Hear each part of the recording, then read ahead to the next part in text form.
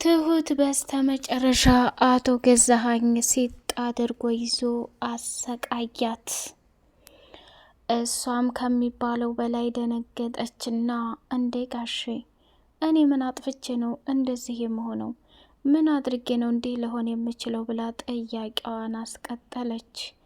ናቲ ደግ አንገቷን ሲጥ ሲያደርጋት ቆይ እኔ ምን አድርጌ ነው ምን እንዲኩኝ ነው እያለች ስትጨናነቅ ናቲ ከሚባለው በላይ የሆነ ጥርጣሬ እንዲሁም ደግሞ የሌለ ነገር እያሰበና እየተጨናነቀ ይገኛል።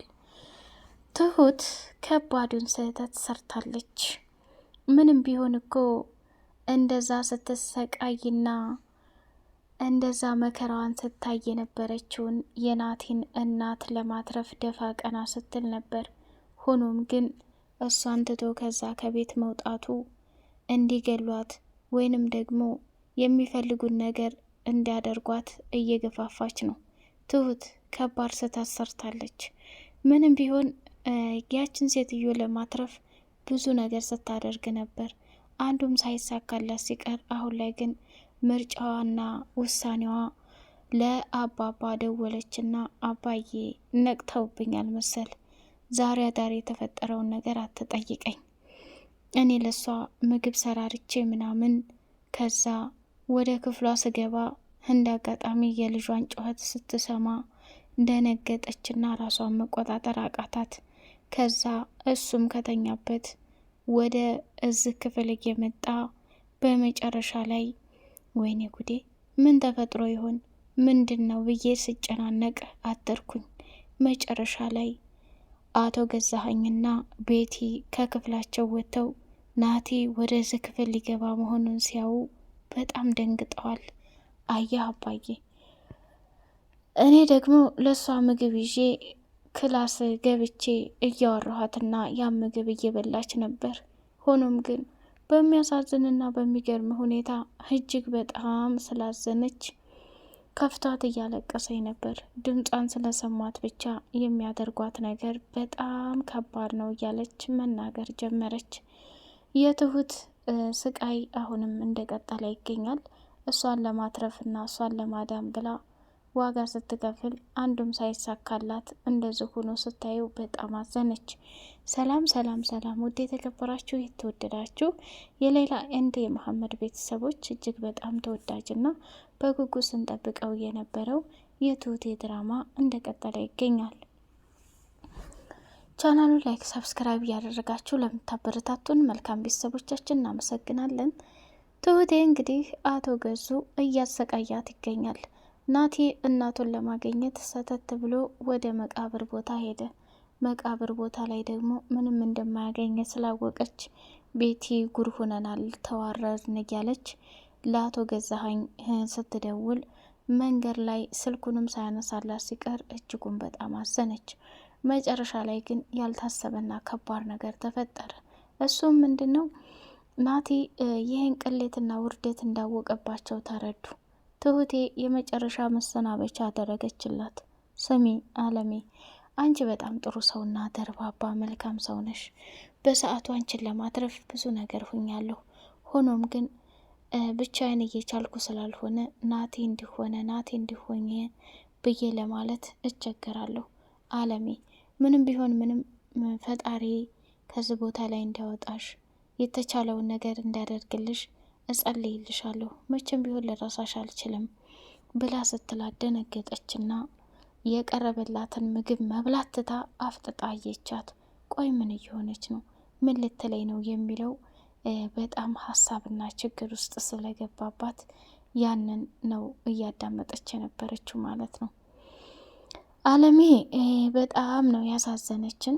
አቶ ገዛኸኝ የሚባል ሰውዬ እንግዲህ ሀብቷንም ገንዘቧንም ንብረቷንም ሁለመናዋን ከያዘ በኋላ ግን የሚያስጠላውና የሚደብረው ነገር ፍጥጥ ብሎ እሷን ገብቶ በእርግጫ በጥፊ ሲላት እሷም ደግሞ ራሷን መቆጣጠር ቢያቅታት እባክህ እንደዛ አታሰቃየኝ፣ እንደዛ አታድርገኝ፣ እኔ ልጅን በህይወት ማግኘት እፈልጋለሁ፣ ናቴን እፈልጋለሁ እያለች ስትደርቅ እንኳን ጭራሽ ሊረዳትም ሆነ ምንም ሊላትም አልፈለግም። አስባችሁታል? እንግዲህ የእሷ መጨረሻ ይሄ መሆኑ በጣም ነው የሚያስጠላው የሚደብረው። ትሁቴ ተሄደች ደግሞ ለናቲ እውነታውን የሚነግረው የለም።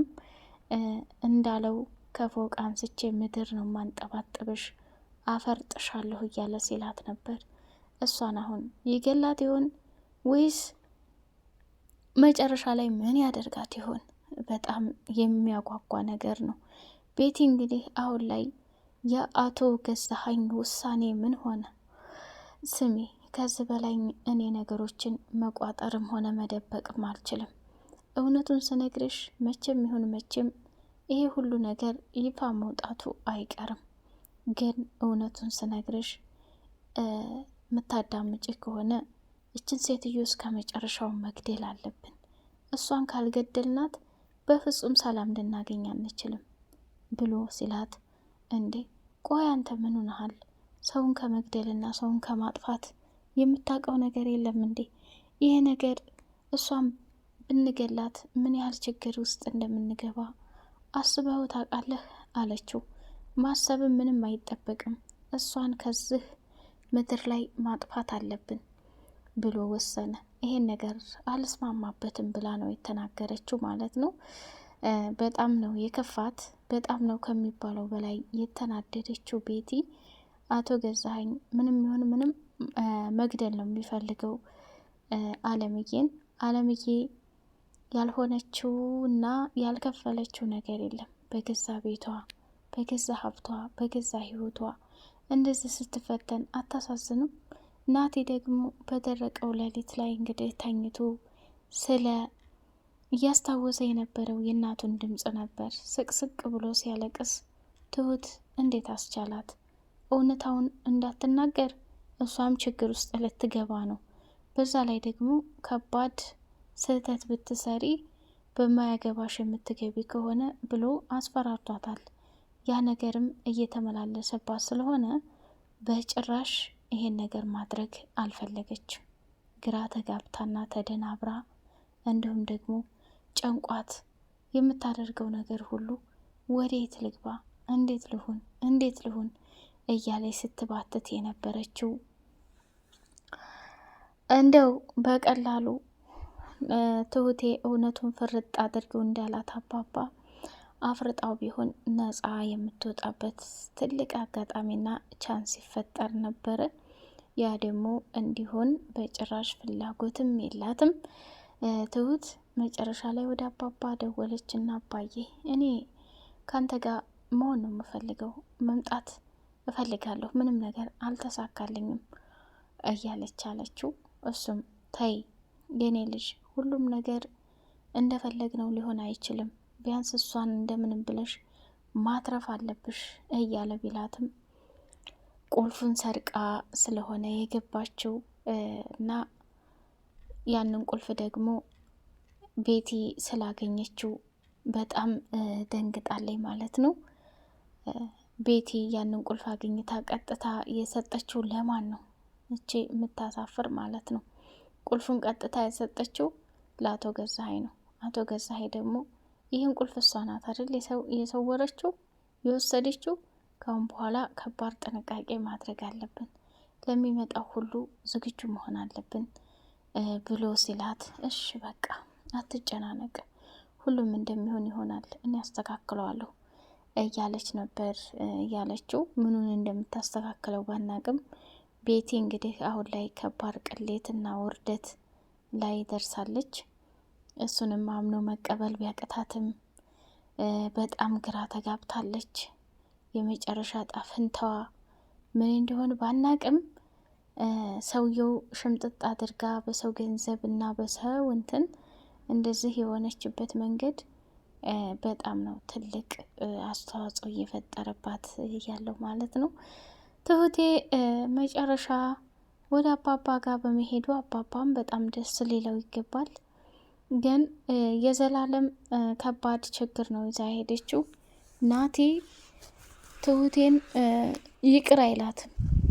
ምክንያቱም እውነታውን እያወቀች ይህን ሁሉ እውነት ደብቃ ለሱ ባለመናገሯና ለሱ ምንም ቢሆን ምንም ልትረዳው ይገባ ነበር። እሱም የሆነ ጥርጣሬ ገብቶበት እባክሽ በተቻለ አቅምሽ እርጅኝ፣ በተቻለ አቅምሽ ካጠገብሽ እንደሆን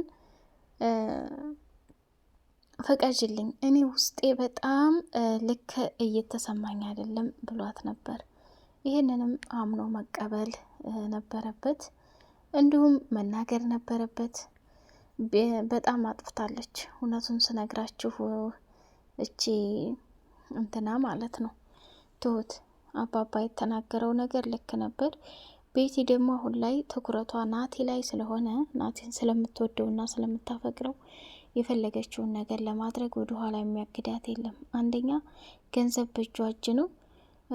አቶ ገዙ ደግሞ አላማና እቅዱ ምንድነው? አሁን አለምዬን እየገባ እየጠፈጠፈ እየደበደበ ምንም እንደማታውቅ በሽተኛ ናት፣ እንዲሁም ደግሞ በምንም አይነት ሁኔታ ሰው አይወድሽም፣ ሰው አንቺን አይቀርብሽም፣ ልጅሽ ሞቷል እያሉ አይምሮዋን እንድትስትና እንድታብድ ያደርገዋታል። ያ ነገር ደግሞ ትሁቴ እንክብካቤ ስታደርግላት ሰው እንዳላት እንዳልታመመች እብድ እንዳልሆነች እያመነች መታ ነበረ። አሁን ላይ ደግሞ ትሁት ወደ አባባ ዘንድ ተሄደች። የዛች ሴትዮ መጨረሻ ምንድን ነው ትላላችሁ? ያሳዝናል፣ ልብ ይሰብራል።